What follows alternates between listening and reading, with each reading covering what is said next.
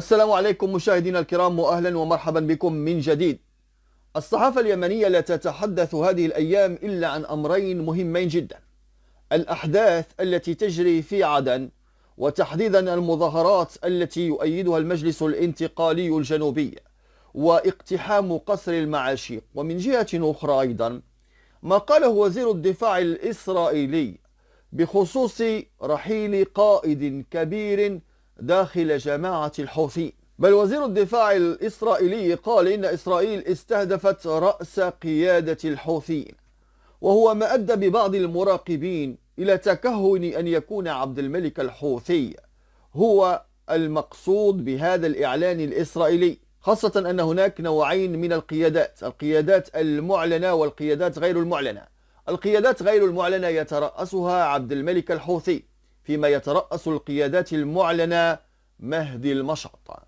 فهل هو مهدي المشاط أم عبد الملك الحوثي، أم أن وزير الدفاع الإسرائيلي كان يقصد عملية عسكرية سابقة، خصوصا أنه كان يتحدث في سياق الضربات العسكرية الإسرائيلية ضد إيران والتي حدثت قبل عدة أشهر؟ بعض المصادر رجحت أن يكون مقصود وزير الدفاع الإسرائيلي هو عبد الكريم الغماري، القائد الكبير في جماعة الحوثيين والذي رحل في الضربات الإسرائيلية السابقة. والبعض الآخر يشير إلى أنه يقصد حادثة جديدة، ولحد الآن وزير الدفاع الإسرائيلي لم يعطي أي تفاصيل بخصوص العملية، ولم يتحدث أيضا عن توقيت العملية. لكن المثير للاستغراب هو أنه في وقت متزامن مع التصريح الإسرائيلي الذي أحدث جدلا واسعا في اليمن، والذي تحدث عن تنفيذ عملية مركزة استهدفت رأس قيادة الحوثيين، في هذا الوقت أعلنت ميليشيا الحوثي عن مصرع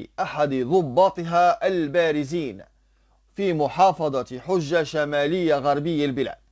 وكالة الأنباء السبأ في نسختها الحوثية قالت إنه تم تشييع النقيب عبد الكريم أحمد صالح موانس، وأشارت إلى أنه سقط وهو يؤدي واجبه في الدفاع عن الوطن، كما قالت في إشارة إلى المواجهات مع القوات الحكومية. الوكالة لم تكشف عن أي تفاصيل إضافية بشأن مكان وزمان رحيله، كما أن الحكومة اليمنية لم تصدر أي تعليق رسمي حتى اللحظة، ما يفتح المجال لمجموعة من التساؤلات حول المواجهات وتطوراتها على الأرض، واستمرارية هذه المواجهات خاصة في محافظة حجة. إعلان رحيل هذا القائد البارز في جماعة الحوثيين، هذا التصريح الرسمي من قبل الحوثيين وهذا التشييع لهذا القيادي البارز في هذه المحافظة التي تعرف ضغوط كبيرة جدا على الجماعات المسلحة وتعرف ضغوط كبيرة جدا على الحوثيين. هذه المحافظة التي ترون في الخريطة أعزائي المشاهدين هي منطقة استراتيجية تقع على الحدود مع السعودية. الأنباء تكشف عن استمرار الضغط على الجماعات المسلحة في المناطق الشمالية الغربية، حيث تحاول القوات الحكومية تعزيز حضورها في مناطق متفرقة، ما يرفع من احتماليات وقوع مواجهات جديدة.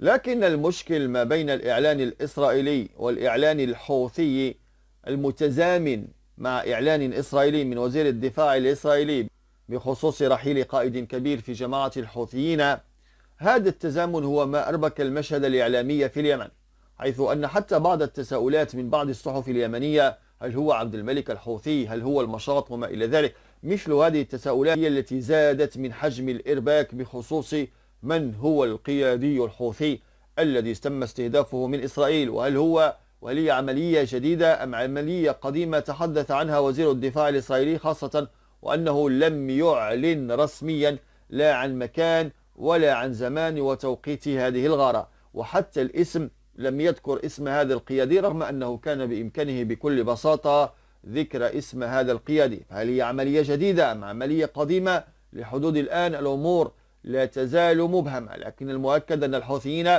شيعوا أحد قادتهم الذي رحل في مواجهات حجة، هذه المحافظة التي تعرف مواجهات كبيرة ومستمرة بين الميليشيات الحوثية وقوات تابعة للحكومة الشرعية اليمنية. في الخلاصة يجمع المشهد بين معطيات ميدانية حقيقية في هذه المحافظة ومزاعم إعلامية خارجية، ما يستدعي الحذر عند قراءة الأخبار والتمييز بين العمليات الفعلية والأخبار الدعائية أو التحليلية.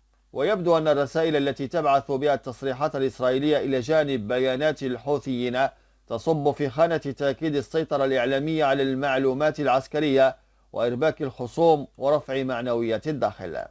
هذه الأحداث تستمر في ظل مجموعة من المعطيات الجديدة المتعلقة بالمشهد السياسي والعسكري داخل اليمن، خاصة هنا نتحدث فيما يتعلق بجانب الحوثي، حيث أن العملية السياسية متوقفة تماما. ليس هناك أي مجال للوصول إلى اتفاقية سياسية مع الحوثي، خاصة في ظل تعنت الحوثيين وشروطهم التعجيزية التي يفرضونها أو يحاولون فرضها على الحكومة الشرعية اليمنية والمملكة العربية السعودية. وأيضا الشروط المهمة جدا والمصيرية التي تؤكد السعودية كل مرة على أنه لا سلام بدونها، وعلى رأس هذه الشروط نزع سلاح الحوثي. الحوثيون الذين يرون في نزع سلاحهم بمثابة نهاية لمسارهم العسكري وربما حتى مسارهم السياسي، هكذا يرون الأمور، لا يثقون في أن أي اتفاقية مع نزع السلاح ستضمن لهم البقاء في السلطة. لكن الواقع يقول أن تحويل الحوثيين من حزب عسكري إلى حزب سياسي فقط هو الحل الوحيد الذي يضمن حلا شاملا وعادلا في اليمن. ما عدا ذلك لا يمكن أبدا الوصول إلى اتفاقية سلام شامل. الحوثيون مع سلاحهم يمثلون تهديد خطير للأمن القومي السعودي وتهديد خطير للحكومة اليمنية، طبعا التوازنات الإقليمية وبالتالي كل شيء واضح. هناك أمر آخر أيضا متعلق بالمشهد اليمني، وهو الأحداث التي تجري الآن في عدن ومحيط عدن. هذه التظاهرات التي حدثت بالأمس والتي قلبت الأمور رأسا على عقب. الانتقالي الجنوبي بدأ يتحرك فعليا على الأرض، وبدأ يحرك فلوله داخل الأرض، مظاهرات عارمة، محاولات اختراق لقصر المعاشيق، محاولات لزج الجماهير والشعب اليمني في معركة مع الحكومة اليمنية الشرعية. كل هذه الأمور لا توحي بأن اليمن مقبل على مرحلة تهدئة، بل الأمور توحي بأن التصعيد ثم التصعيد ولا شيء غير التصعيد، والعنوان البارز والمشهد القادم في المشهد اليمني. فماذا ستفعل المملكة العربية السعودية والحكومة الشرعية اليمنية في ظل هذه التوترات خاصة في مدينة عدن؟ وماذا ستفعل لكبح جماح هذه المظاهرات وهذه الاعتداءات التي طالت قصر المعاشيق ومقر الحكومة اليمنية ومكان تجمع الوزراء اليمنيين الشرعيين الذين الآن يريدون أن يخدموا اليمن ويحكموا اليمن من داخل مدينة عدن؟ ولكن يبدو أن الأمور لن تكون سهلة أبدا. أعزائي المشاهدين، إلى هنا نكون قد وصلنا إلى نهاية هذا الفيديو الأول. نشكركم من أعماق القلب على حسن المتابعة والإصغاء. دائما نطالب من المشاهدين الجدد الاشتراك معنا وتفعيل زر الجرس ليصلهم جديد أخبارنا وتحليلاتنا. إلى ذلك الحين نستودعكم الله الذي لا تضيع ودائعه، والسلام عليكم ورحمة الله وبركاته.